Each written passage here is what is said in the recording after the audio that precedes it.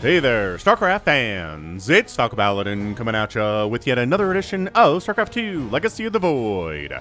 Today, gonna be a match between Rogue and Cure here on Pillars of Gold, the latter edition. Bottom left, Red Terran, Cure. Top right, Blue Zerg player, Rogue. Gonna be a ZVT here for you for your Wednesday. This is from Home Story Cup that wrapped up a few weeks ago now. Got Terry the Overlord flying out. Hello, Terry. How's it going today? Looking nice and luminous, as always. What's the glowing thing inside this? I know it's gas. Does the gas glow? This glowing... Oh, hang on a second. It's releasing gas. I think it's glowing a little bit.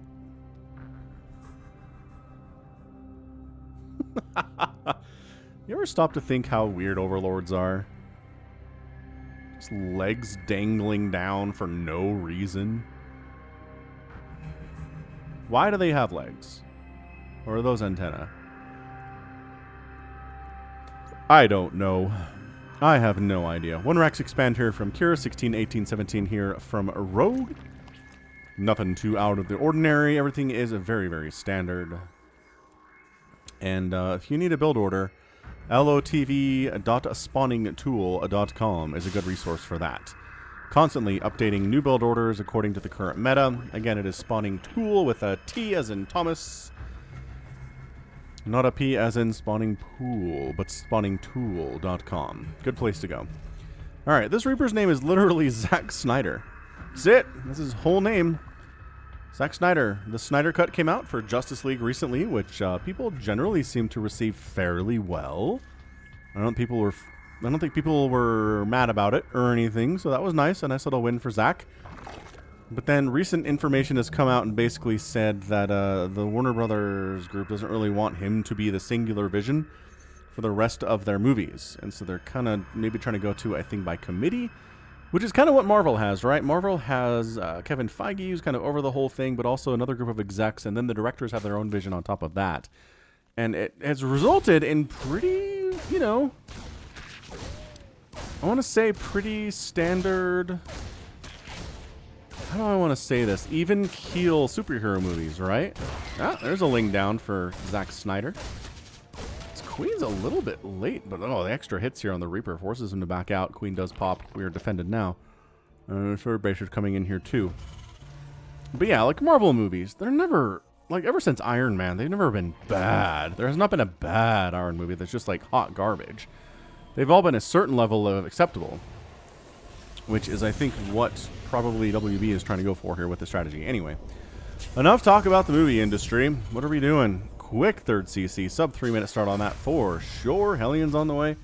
Got ourselves a starport coming in. Cure is an excellent, excellent Terran player. About on that, I want to say he's on that second tier of Terran, which still is very close to being to the #1 tier of Terran. He just needs to do get some better performances in premier tournaments like GSL, right? Like a Home Story Cup, things like that. So. We'll see. We'll see what he does in the future here. I expect good things from Cure. I really do. He is pretty fantastic all the way around. Now, Rogue, very tall order for him. Rogue is a monster. Rogue's won multiple GSLs. Recently winning GSL Season 1.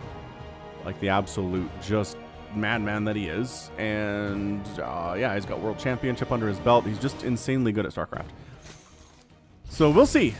We will see how Cure manages to do here. One drone does get taken out by the Hellions. A bit of a small victory for Cure there. Not necessarily a mistake from Rogue, but nice little angle of attack for sure. Queens, get Kitty 8 charged into the sky as does happen to them from time to time. Overlord is here going for that scout. And when you rush this orbital command, you can't have a lot of Marines. So the mere fact that there's only 2 Marines attacking tells him everything he needs to know. Oh, he scouts the Banshee. Did he see? Oh, he sees the tech lab researching too, so he knows it's going to be cloak Banshees eventually. Most of that cloak around, or the spores in response to the cloak in around 5 minutes.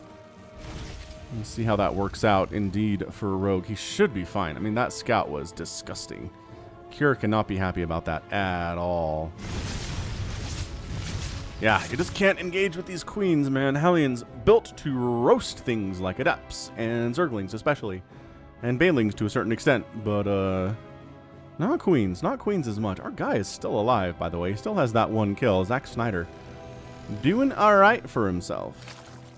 Are you making 2 spores? Holy crap, 2 spores in the main. This is whew, something. Third base done for Cure as we saw it coming up over 2 minutes ago now. Where are the Banshees? Are they just... Are they way up in the corner? Oh, it's over... Oh, it's in this corner. It's hiding with an Overlord spying on it the whole time. Nope, we're moving in. We're moving in. Alright. Did he cancel Cloak? He canceled Cloak because it got scouted. So this poor Banshee just feels like he can't get anything done with it. I don't know. I kind of feel like I've seen better Terran players get that thing scouted and go for some Cloak stuff anyway, but seems like he wanted to save his cash going for something like Stim, the 1-1 for the biome, 5 Marines at a time of production, tank on the way, 2 medevacs, and Rogue's working on Aspire. He does like his Mutalisks. He is really good with them. He doesn't take a special care of them. He does... He's the exception to my can they win with Mutalisks rule, because a lot of Zerg players will make Mutas, lose them all, and then lose the game, which it bothers me to no end. There are other players who will take care of their Mutalisks and win the game, which I'm very happy about. And then there are players like Rogue who won't take care of the Mutalisks, but will win anyway because his macro is so insane, it doesn't matter if he loses 50 Mutalisks or not. So we'll see how this works out here. We got our Marines. We got a tank. The tank is dead. Because this is just too much Zerg. You gotta pick up an abandoned tank here. The Queens are in the mix too, so the Hellions aren't super aggressive. The positioning and the response there by Rogue was absolute perfection.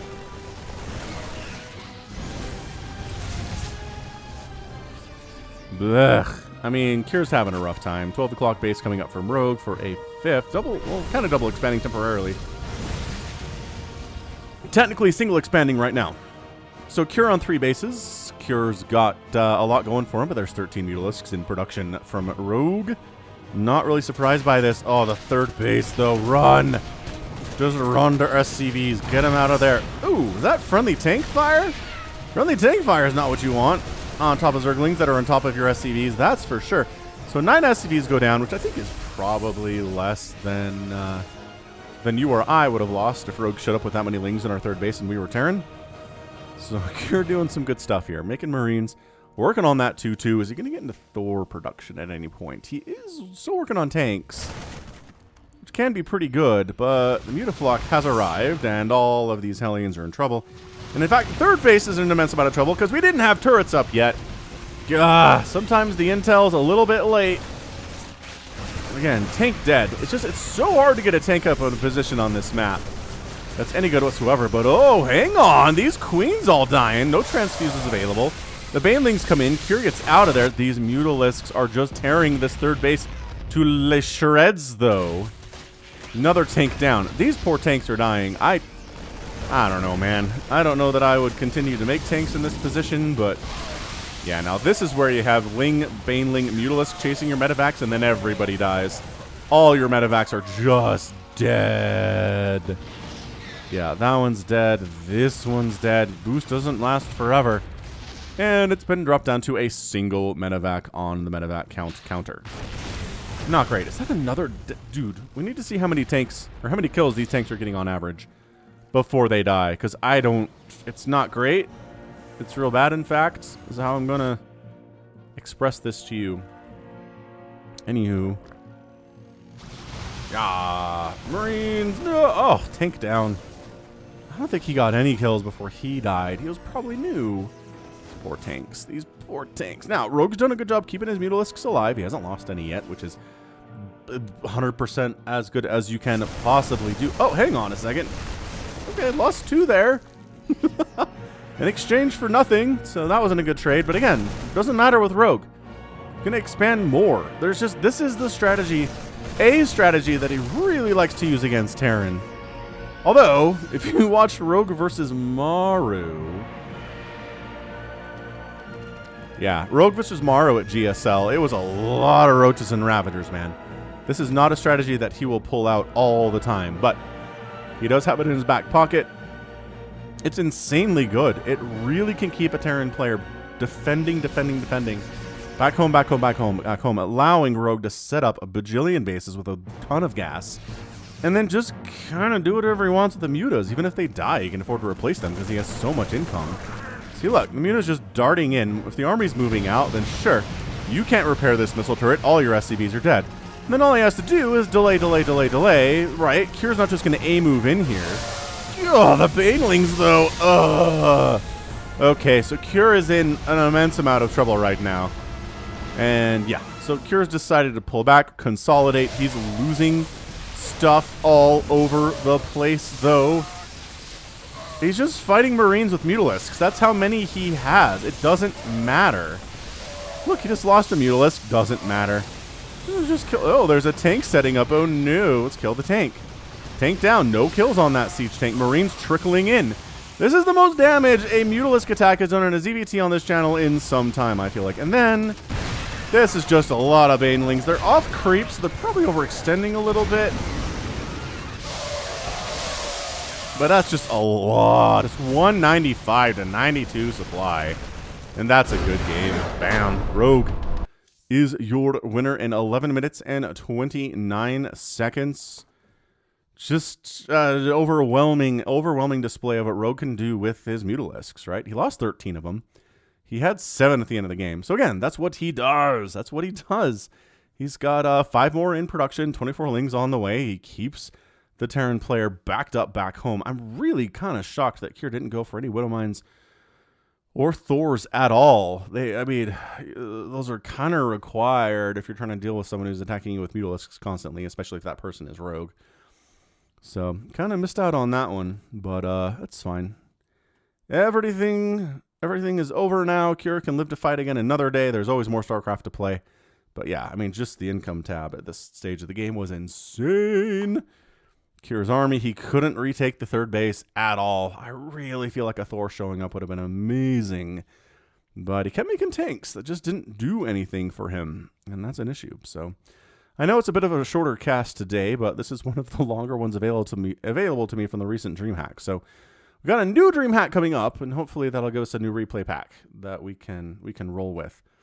Actually, this is Home Story Cup. Sorry, DreamHack is coming up soon, though, and maybe even actually maybe be done by the time you see this, because I'm about a week ahead.